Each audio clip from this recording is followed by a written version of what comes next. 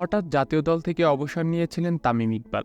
এরপর অবসর ভেঙে ফিরলেও নাটকীয়ভাবে বাদ পড়েন বিশ্বকাপ দল থেকে। এরপর আর লাল সবুজের জার্সিতে দেখা যায়নি দেশসেরা এই ওপেনারকে। এবার আবারও আলোচনায় তামিম। আসন্ন চ্যাম্পিয়ন্স ট্রফিতে খেলবেন কিনা তা নিয়ে চলছে আলোচনা। বিষয়টি নিয়ে কথা বলেছেন জাতীয় দলের সাবেক এই অধিনায়ক। কানপুর টেস্টে ধারাভাষ্যকার হিসেবে ব্যস্ত তামিম জানান, জাতীয় দলের হয়ে ফিরতে চান তিনি।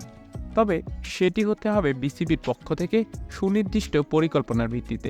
লাল সবুজের জার্সি গায়ে ফিরে আসার ব্যাপারে তামিম বলেন, যেভাবে আমি বিদায় নিয়েছিলাম সেটা মোটেই সুখকর ছিল না। যদি আমি আবার ফিরে আসি তাহলে আমার জন্য একটা উদ্দেশ্য থাকা প্রয়োজন। আমি এমন কেউ নই যে শুধু খেলার জন্য ফিরে আসব এবং 4-5টি ম্যাচ খেলবো। এর কি কোনো মানে হবে?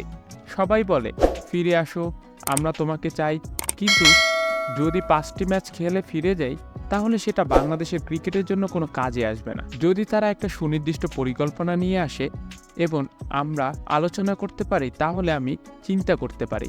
আগামী বছর পাকিস্তানের মাটিতে অনুষ্ঠিত হবে চ্যাম্পিয়ন্স ট্রফি। টুর্নামেন্টটিকে সামনে রেখে তামিমের দলে ফেরার সম্ভাবনাও তৈরি হয়েছে। এ ব্যাপারে সাবেক এই অধিনায়ক বলেন, এখন আপনি চ্যাম্পিয়ন্স ট্রফির কথা বলছেন, যেখানে আপনার 4 থেকে 5টা ওয়ানডে থাকবে বড়জোর এবং ওয়েস্ট ইন্ডিজে 3টি আছে। মূলত আপনি 6 থেকে 7টি খেলার কথা বলছেন। আমি যে জায়গা থেকে সরে এসেছি এবং অন্য কেউ আমার ভূমিকা নিয়েছে, তখন আমি মনে করি না যে এই কয়েকটি ম্যাচের জন্য আমার ফিরে আসা বোধগম্য। তামিম আরও যোগ করে বলেন, তবে এটা ভিন্ন জিনিস যদি বিসিবি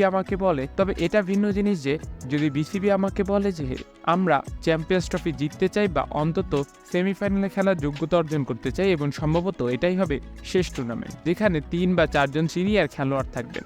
পার্থক্য যাই হোক না কেন খেলবে এবং বিসিবি তা ঠিক করবে। এভাবে এলে প্রস্তাবটা আসতে পারে। মাঠে ফেরার জন্য সতীর্থদের ভূমিকার কথাও বলছেন তামিম।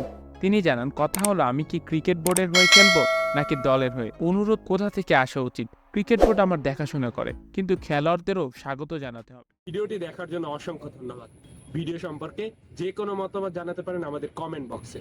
এছাড়াও নিত্য নতুন এরকম ভিডিও পেতে ভালো লাগলে অবশ্যই ভিডিওটিতে লাইক দিয়ে যাবেন। ধন্যবাদ।